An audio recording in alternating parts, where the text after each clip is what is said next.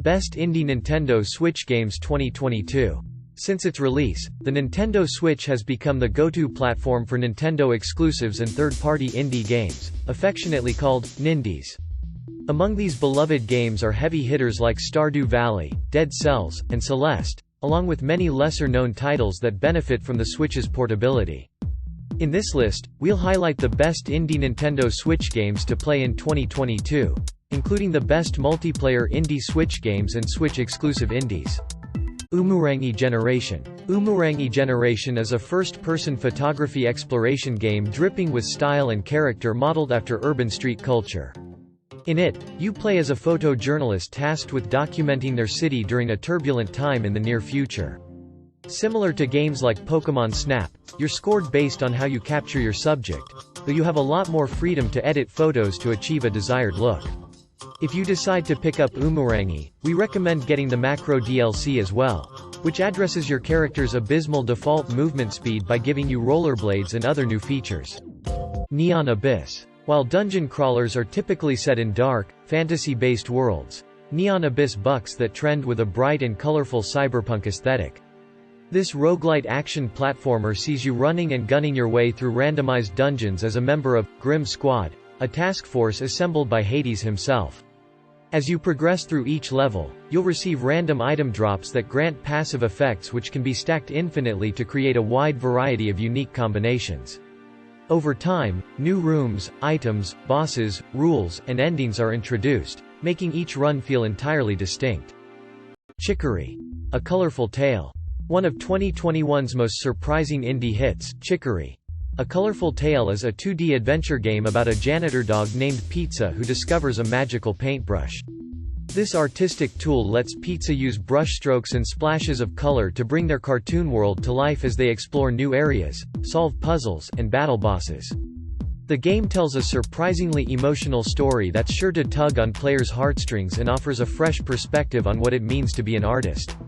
Chicory is a great addition to the Switch's library that will brighten up anyone's day with its earnest storytelling and vibrant visuals. Road 96. Next up is Road 96, an indie first-person adventure game set during the summer of 1996 in the dystopian nation of Petria, where authoritarian rule and oppression have taken root. In it, players take on the role of a young and inexperienced hitchhiker looking for a fresh start beyond Petria's restrictive borders that forces them to rely on the kindness of strangers. The game offers a seemingly infinite number of narrative scenarios based on procedurally generation locations, characters, and events that vary with each playthrough. However, when you boil it all down, there are only really 3 ending types based on the player's decision to vote in favor of democracy, rebellion, or ignore both choices and simply escape. Cloudpunk. Cloudpunk sees you traveling across a vibrant cyberpunk metropolis while working for a semi-legal delivery service with a "don't ask, don't tell" business motto. While you spend most of the game inside a delivery hover car, once you arrive at your destination, you're required to go on foot to hand-deliver packages.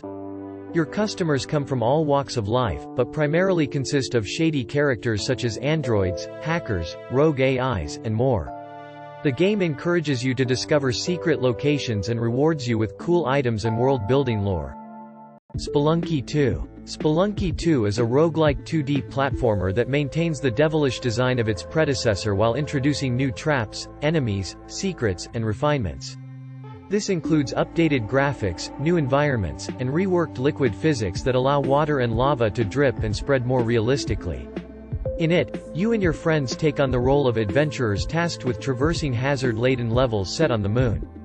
The game uses procedural generation to remix parts of its world, allowing for excitingly unpredictable encounters during each run. Hades. Supergiant is one of the best indie developers in the business and has consistently put out great games including Bastion, Transistor, Pyre, and their latest outing, Hades. Like many of their previous games, Hades manages to make a familiar concept, roguelike dungeon crawling, feel fresh and exciting through well-developed characters and sophisticated combat. In it, you play as Zagreus, the son of Hades, as he sets out to escape an ever-shifting underworld guarded by powerful gods. Each run sees you exploring a randomized map filled with obstacles and rewards that can help you advance to the next area. Tetris Effect. Connected. Although Tetris hasn't really changed much in the 30-plus years it's been around, developers constantly find new ways to iterate on the iconic puzzler. The two that come to mind more recently are the Nintendo-exclusive Tetris 99 and Tetris Effect VR, the latter of which was adapted for PC and console as Tetris Effect. Connected. The game utilizes different visual and auditory cues that correspond to your Tetromino's movement and placement in relation to music tracks that play in the background. As you progress through challenges, so does the background music, evolving in tempo and rhythm as you reach tense moments where blocks rapidly descend onto your screen. Doki Doki Literature Club Plus. While you may be inclined to believe that it's just another run-of-the-mill visual novel dating sim with animal girls in tight-fitting school clothes, there's a lot more going on in Doki Doki Literature Club. As players delve deeper into the story, they'll start to encounter increasingly dark and morbid storylines tied to getting to know each character's intimate thoughts and fantasies. There are 3 main endings to the story, including one that players can achieve early on by digging around in the game's files. In 2021, an expanded version titled Doki Doki Literature Club Plus was released with visual upgrades, new music, images, and side stories to explore. Cozy Grove. Fans of Animal Crossing will enjoy playing Cozy Grove, a 2D life sim that sees you camping on an ever-changing island haunted by friendly ghosts. As a spirit scout, you're tasked with exploring the island's forest each day, searching for hidden secrets, fishing, and completing favors for the local spirits. Objects you find can be crafted into decorations that help spruce up the island's appearance and restore some much-needed color and joy.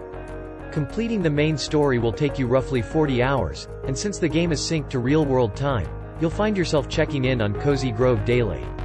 Littlewood. Another life sim with a farming component is Littlewood, a 2D game that uses retro-inspired pixel art to create a sense of nostalgia reminiscent of the 8 and 16-bit eras. In it, you play as a hero who loses their memory after defeating a dark wizard and restoring peace to the village of Littlewood. The game tasks you with rebuilding Littlewood its former glory by venturing out into the vast world of Solemn to gather resources and recruit new residents. As you explore Solemn's magical forests, bustling fishing towns, and mysterious mining caves, you'll encounter unique characters and take up hobbies like farming, fishing, merchanting, and more. Stick Fight. The game. Don't be fooled by Stick Fight's minimalist presentation. This is a brutal physics-based 2D fighter where death can come quickly if you're not careful. Inspired by the golden age of internet stick figure fighters, Stick Fight has 2 to 4 players battling in deadly environments with a massive arsenal of weapons at their disposal. The game supports both online and local multiplayer and features 100 interactive levels in addition to a plethora of community-made stages.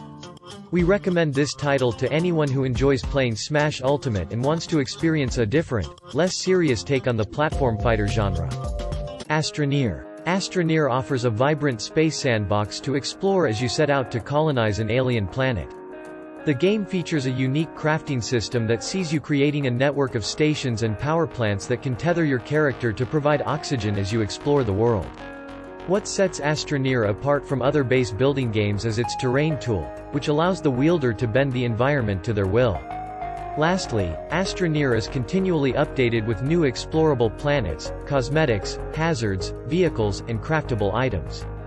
Islanders. Islanders uses a limited color palette, sleek UI, and streamlined building mechanics to keep players relaxed as they build colorful little islands. Free from any form of resource management, gameplay revolves around creating idyllic villages using procedurally generated structures that are added to the player's inventory. Placing certain combinations of objects near one another will trigger unique bonuses that factor into a final score. Additionally, once communities have advanced past a certain stage, they'll undergo visual and physical changes as cozy little villages become vast urban cities. Spiritfarer. One of the best additions to the Switch library is Spiritfarer, a cozy indie management sim akin to Animal Crossing but with platforming elements and a semi-open world. You play as a young woman tasked with helping departed souls transition to the afterlife by cooking their meals and fulfilling their requests until they're ready to move on. Despite the game's grim premise, it manages to cover a wide range of emotions throughout the many anthropomorphic animals that join your crew. Spiritfarer passengers come from all walks of life and have unique strengths and weaknesses that tie in nicely to their role aboard your ship. Axiom Verge 2. Axiom Verge 2 is the highly anticipated sequel to Thomas Happ's Metroid-like 2D action platformer and one of the best indie games on Nintendo Switch. Like its predecessor, the game takes on a very Metroid-esque tone that includes atmospheric sci-fi environments rendered in NES-inspired pixel art graphics. As you progress, you'll find new abilities that allow you to double back to previous sections to reveal hidden pathways, housing stat boosts and other items that will aid you in defeating certain bosses. While the story is directly tied to the original Axiom Verge, players shouldn't have any issues keeping track of what's going on since the game introduces a slew of new characters and a different setting. Subnautica. Below Zero. Subnautica. Below Zero is a follow-up to the hit first-person survival crafting game in which your spaceship crash lands on an alien planet covered almost entirely in water. After returning to the planet from the first game, your character discovers a new icy region on its surface and sets out to uncover all of its mysteries. To make it out alive, you'll have to rely on resources throughout the environment for crafting bases, submersibles, and weapons in addition to keeping your character fed and hydrated. Similar to the original, Below Zero has a fairly open-ended structure that lets you set your own goals, whether exploring the deepest corners of the ocean, constructing bases, or simply advancing the story. Biped. In Biped, two players work together to guide a pair of small robots that can only move one leg at a time. This results in a host of cleverly designed puzzle platforming levels that demand careful strategy and coordination to complete. Ready for an added challenge? Biped offers optional coins for you and your teammate to collect throughout levels and use to unlock new hats for your robot buddies. The game has a light-hearted tone that's further complemented by low-stakes gameplay that encourages communication. KeyWe. KeyWe is a co-op puzzle management game about a pair of kiwi birds named Jeff and Deborah that work inside a whimsical post office. Taking control of either bird, players must work together to sort mail, type letters, ship parcels, and more in exchange for a rating at the end of each shift.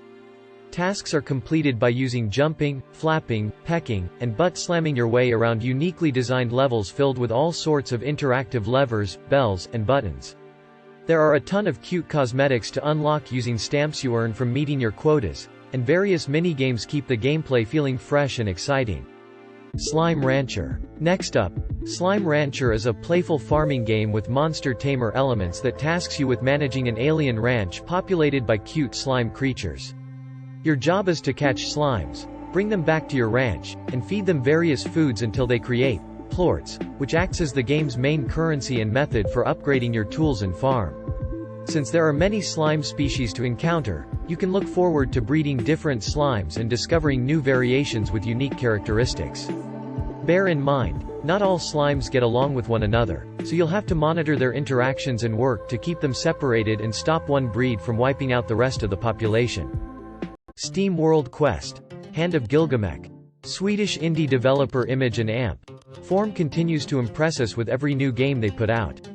They're most well known for the SteamWorld series of action platformers and turn-based RPGs, including their most recent title, SteamWorld Quest, Hand of Gilgamech. It sees you guiding a party of courageous heroes through a hand-drawn world and battling enemies using personalized decks of 100+ character-related cards. There's a tremendous amount of depth to card battles, with players able to carve out their own strategies as they explore a world that's equal parts fantasy and steampunk aesthetic. Slay the Spire. Slay the Spire is a 2D card strategy roguelike in which players pick from one of several playable characters with unique starting conditions that affect their run. The goal is to ascend a series of levels within a spire while encountering numerous enemies and rewards depending on the path taken. Along the way, you'll have a chance to rest up at campfires, buy and sell cards at shops, obtain new gear from chests, and gain other bonuses through choice-based encounters. If you enjoy dungeon crawlers with deck-building elements, there's a good chance you'll enjoy playing Slay the Spire and exploring each character's playstyle.